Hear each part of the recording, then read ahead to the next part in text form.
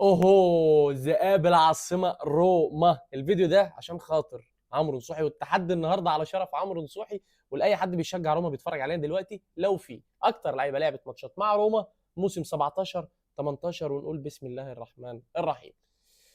مبدئيا كده اليسون بيكر رقم واحد البرازيليري. البوسنه والهرسه على طول ايدن جيكو على طول.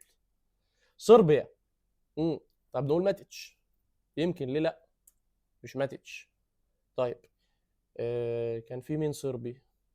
كولاروف، الكسندر كولاروف. اوكي. ارجنتيني. امم يمكن باريدس، يمكن ما اعرفش، ما كانش لسه راح.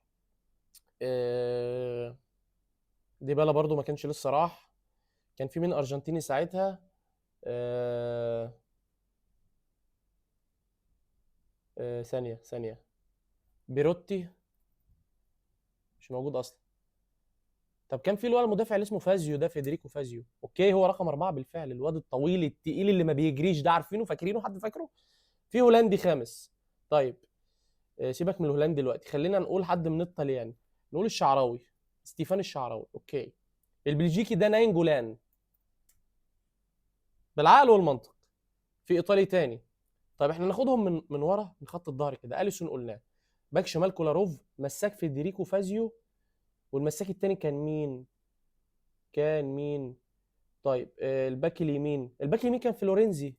اوكي اليساندرو فلورينزي، كلام مظبوط بالفعل. طيب هل الهولندي ده ستروتمان؟ كيفن ستروتمان بتاع نص الملعب، هو ستروتمان بالفعل رقم خمسة. الحمد لله. كده فاضل تسعة وعشرة. اوكي. عايزين نشوف حد من الطليان تاني. هجرب مثلا بقى كريستانتي، مش موجود.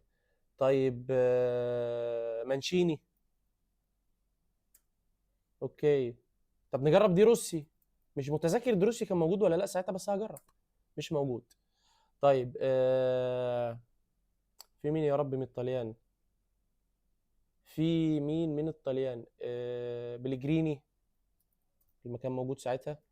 بيليجريني، لورينزو بيليجريني. اوكي هو رقم 10 بالفعل. اذا يتبقى لدينا صاحب المركز التاسع اللي جنسيته يوناني. اذا مطلوب منك في الكومنتات تركز كويس جدا جدا جدا، وتحاول تعرف مين اللاعب صاحب المركز التاسع، وهديك هنت عنه يساعدك كده. جاب جون شهير جدا جدا جدا مع روما.